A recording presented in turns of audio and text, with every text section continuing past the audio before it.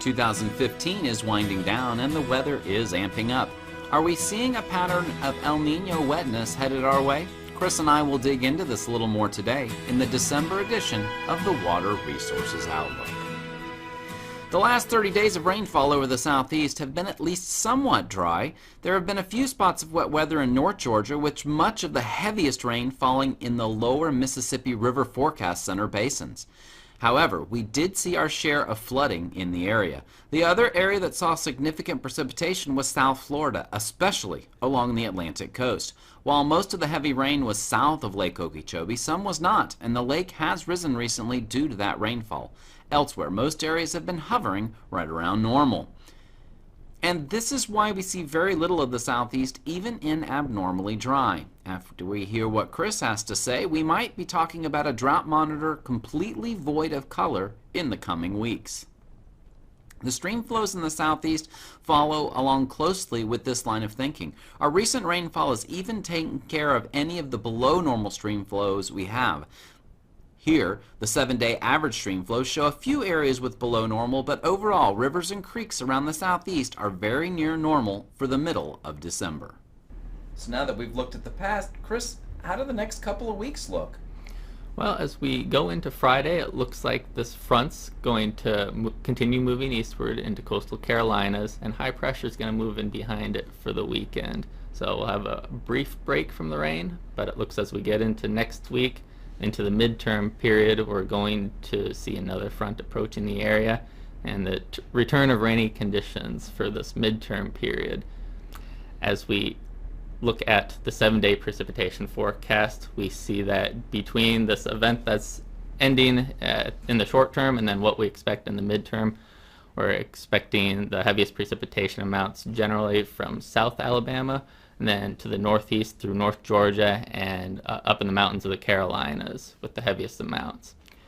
As we look into the long-term period, we can expect above normal precipitation amounts through much of the southeast.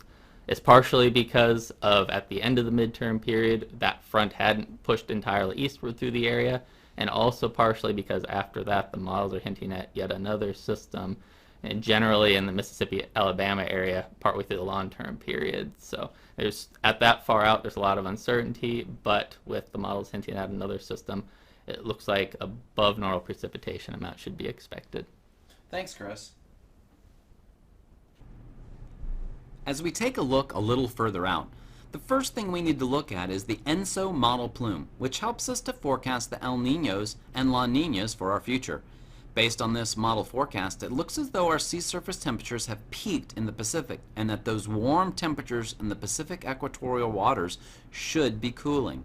We should remain in an El Nino through the spring, but could very quickly go into neutral and on into La Nina as we head into summer and through next fall. It is still a little early, but something to watch for in late spring as decisions are made about lakes and reservoirs. Our January rainfall forecast looks as we would expect it. Chances for above normal rain are pretty good right now and very similar to what we have been seeing recently in the forecasts for this winter. Our forecast for the 3-month period beginning in January has a very strong signal for wet across most of the southeast, the one exception being in northern Alabama and Mississippi, where that signal for wetness is not nearly as strong. This has been our forecast for some time, and the next slide shows the September forecast for that same 3-month period. It is amazing how consistent those forecasts have been. Now it's time to see how accurate those forecasts really were. Our next seasonal forecast from April through June is fascinating, as it might have been a bit of the La Nina factored into it as we move from a wet pattern to something a little more dry. It is still way too early to tell that this might happen, and we will be watching through our wet season to see if this forecast stays consistent. If the Pacific waters begin to cool, this may become more likely. And so, the bottom line, in the short term, the wet pattern seems to be evolving. South Florida continues to be very wet in some spots. Again, in the short term, it looks like the pattern's kind of changing. Looks like things are getting just a little bit more wet, and we're in that kind of pattern.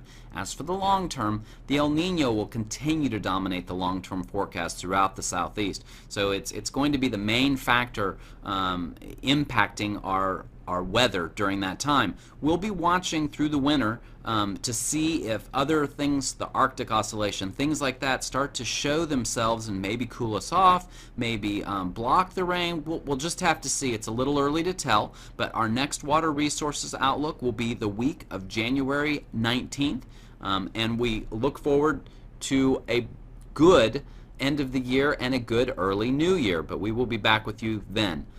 We want to thank you for listening. We want to thank you for listening the whole year, and hope that these have brought you some information that can help you make decisions in your job and what you're doing. If you have any questions or comments to make to us, you can contact me at todd.hamill@noaa.gov, or you can get Chris Schaefer at christopher.schaefer@noaa.gov. Thanks again for listening, and have a happy holidays and a good new year.